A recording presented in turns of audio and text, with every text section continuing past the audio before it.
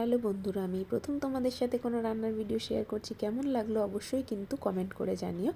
তো ভিডিওটা পুরোটাই দেখো, স্কিপ করো না, আশা করছি তোমাদের ভালো লাগবে।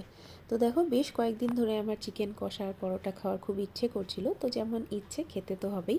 তো ফ্রিজ খুলে দেখি বেশ খানিকটা চিকেন রয়েছে। তো আমি চিকেনটা বের করে ভালো করে ধুয়ে নিচ্ছি।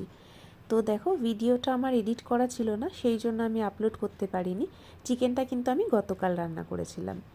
এখন চিকেনটা ভালো করে ধোয়া হয়ে গেছে। এবার আমি ম্যারিনেট করার জন্য এতে দিয়ে দিলাম টক দই, টমেটো কুচি, লেবুর রস, তারপর দিয়ে দিচ্ছি আদা, রসুন, পেঁয়াজ, কাঁচা লঙ্কা বাটা, তারপর শুকনো লঙ্কা গুঁড়ো, জিরে গুঁড়ো, ধনে গুঁড়ো, হলুদ গুঁড়ো, স্বাদ মতো নুন, আর দিয়ে দিচ্ছি সামান্য একটুখানি চিনি টেস্টটাকে ব্যালেন্স করার জন্য।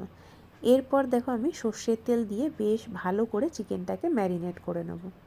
তো ভিডিওটা আমি এখন ভয়েস ওভার দিচ্ছি, আর মেয়ে কিন্তু আমার পাশে ঘুমাচ্ছে।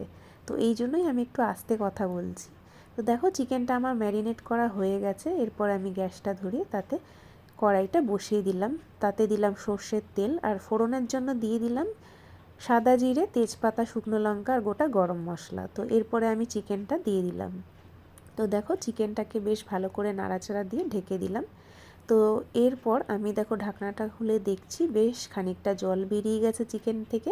আমি কিন্তু আলাদা করে কোনো জল অ্যাড করিনি, যেহেতু চিকেনে আমি টক দই দিয়েছিলাম আর এর নিজস্ব একটা জল রয়েছে চিকেনে, তো সেটাই এখানে বেরিয়েছে।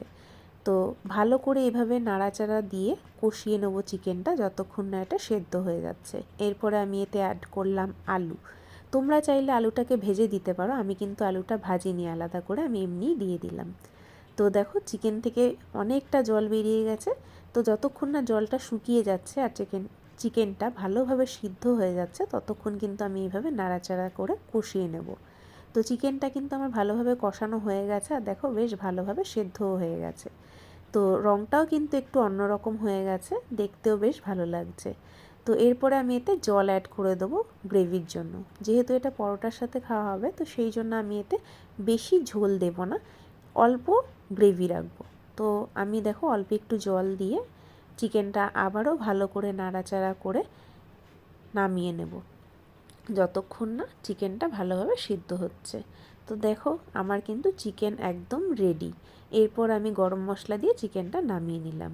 তো এবার আমি পরোটাটাও বানিয়ে নিচ্ছি। প্রথমেই আমি পরোটাটা বানানোর জন্য ময়দা মেখে রেখে দিয়েছিলাম, যাতে পরোটাটা একটু নরম হয় আর খেতেও কিন্তু ভালো লাগে। তো এপিট ওপিট করে আমি দেখো পরোটাটা ভেজে নিচ্ছি।